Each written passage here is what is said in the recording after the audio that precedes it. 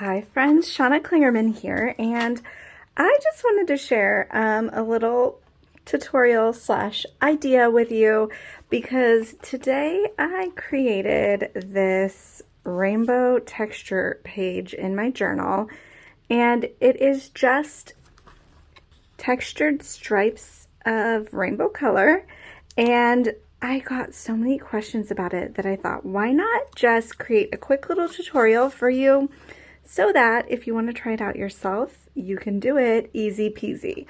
So let me grab my supplies and I will show you how to do it. It is easy and fun and probably what I'm just gonna do every day, all day, forever now. It is so much fun. Okay, so the thing I'm using for my canvas this time is just a piece of watercolor paper. And the reason why is because I already have one inside of my art journal like I showed you. And I thought if I want to frame this or send it to somebody, if I start on a piece of watercolor paper, my options are a little bit more open. I could even staple it into another art journal in the future. So I'm just have a piece of paper. You'll just want something thick enough to hold some textury thick paint because this project involves thick paint and a magical ingredient called modeling paste. I bought this to use in my art journal with stencils, and when I saw on the bottle itself this textury paint, I was totally inspired to play with it in that way, and that is what we're going to do for this project. The other thing you will need is some colors.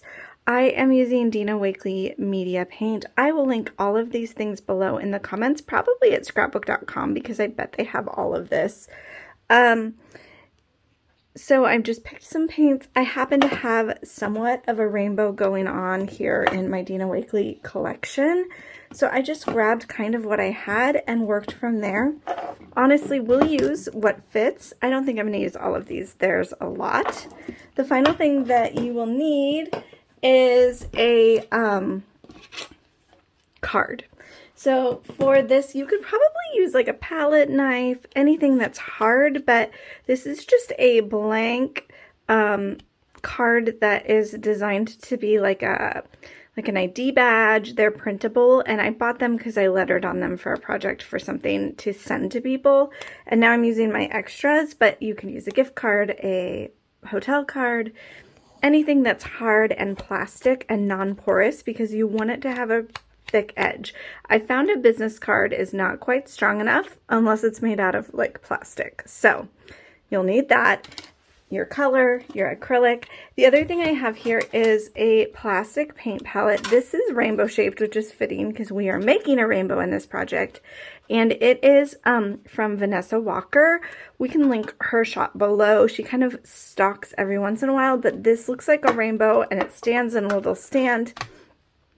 Friends, if my glass, I'm working on top of a glass mat right now, and if it weren't such a mess, I could use it, but I kind of want the smoothness to be able to scrape around on, and you'll see why in just a minute.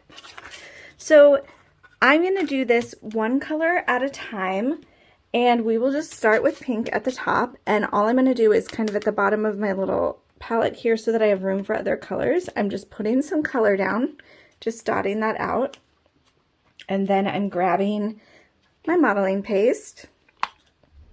I think texture paste would work too. I don't even know if that's the same thing or not. This is just what I happen to have, but you just want, it's like this fluffy, textury,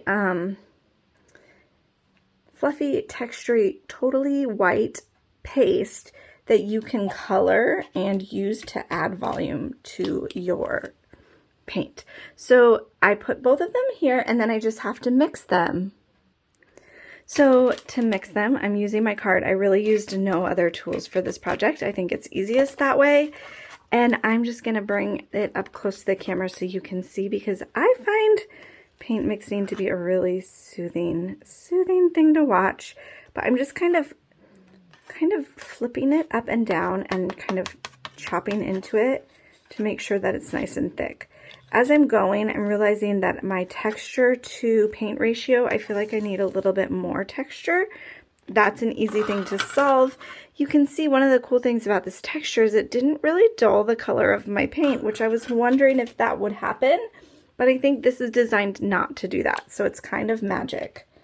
So I'm adding a little bit more on top, and then we'll mix it in, just like this.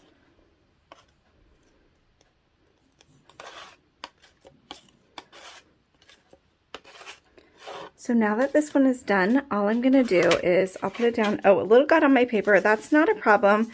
I always accept the mess that is bound to happen when I'm creating.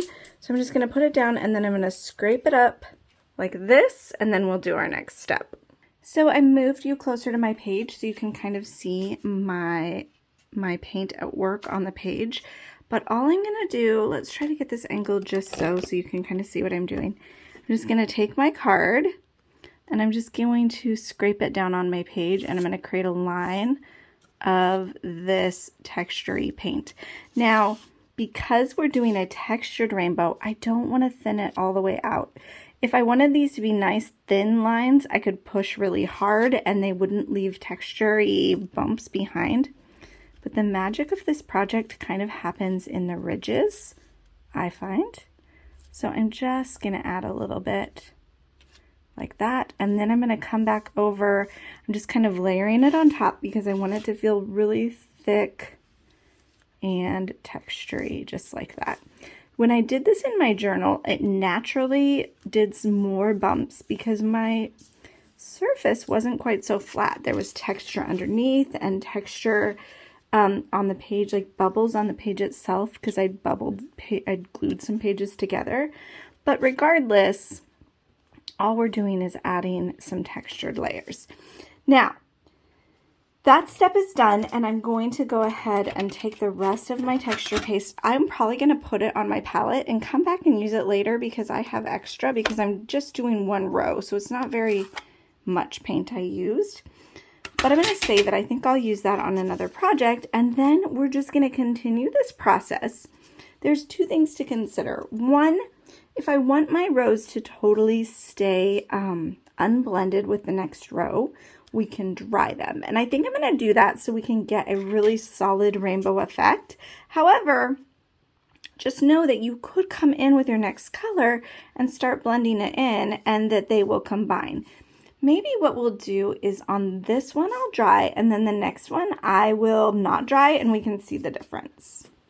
So I'm going to grab my dryer and just hit my project with a heat gun right here. And it doesn't have to be completely dry, but if I get some of that moisture out and have it somewhat solid, at least I know it won't completely lose its shape when I add my next layer.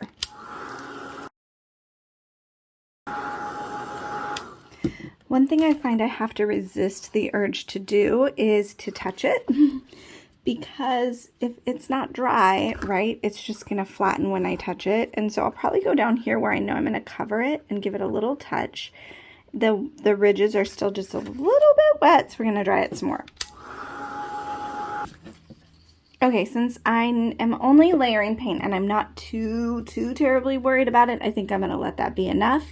But I'm going to recognize that these wet parts will probably not keep their shape, and that's okay. All right, so now we're just gonna mix and move on. I am going to pull the camera up, speed it up for this next color so that you can just watch it kind of in action, and then we'll try a wet on wet row and see what happens there too.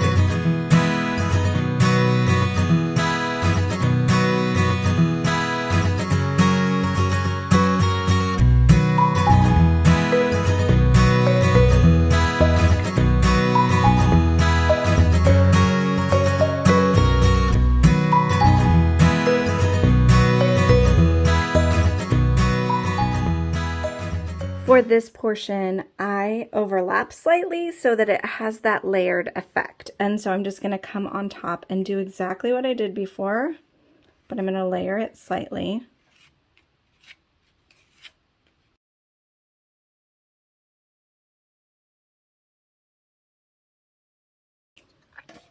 If your paint is leaving the edge of your card, you can always just come and use like the edge of your palette or something else to scrape it off and then pick it up again so you have some more direct application. Because my paper is getting a little wrinkly, it's getting a little harder to get that flat, straight row. One of the keys to this project is recognizing that the magic is in the mess.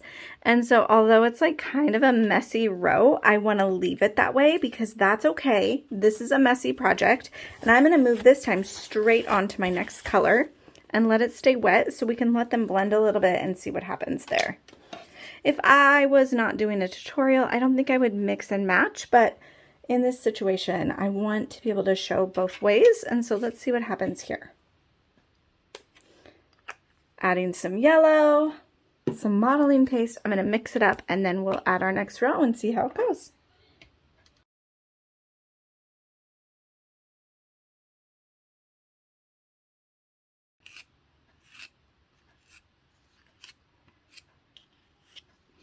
So I'm trying not to push down too hard here again because for one thing, I don't want to grab all that orange paint that's already in place. And for another thing, I want to keep my texture intact.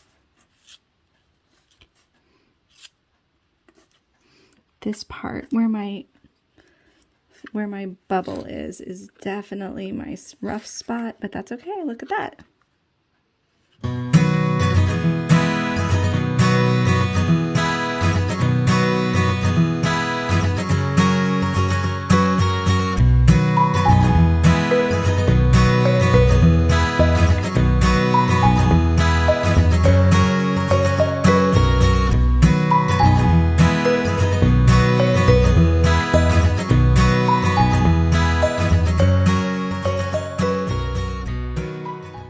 Because this blue, my marine, is such a contrast from our blue there, and when we go into the purple, I just decided we're not going to worry about cleaning this off, and instead they'll just blend together to form the next color. That can be a solution if your rainbow just feels not quite right. Obviously, though, I need my texture paste there.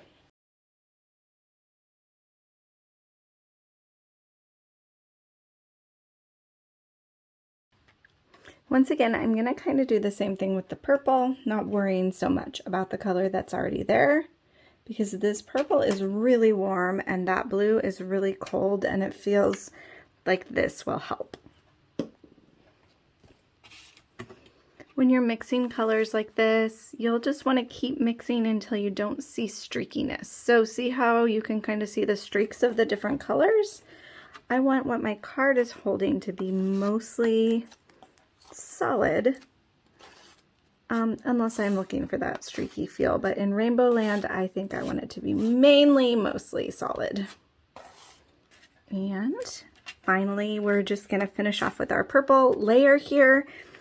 I want to be thinking as I go about the thickness of the stripe and also my ending line, how messy I want it to be.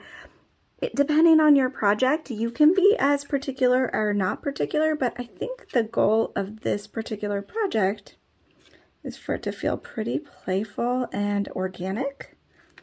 So as I go, I'm not stressing so much about those things, but instead just kind of trusting what happens.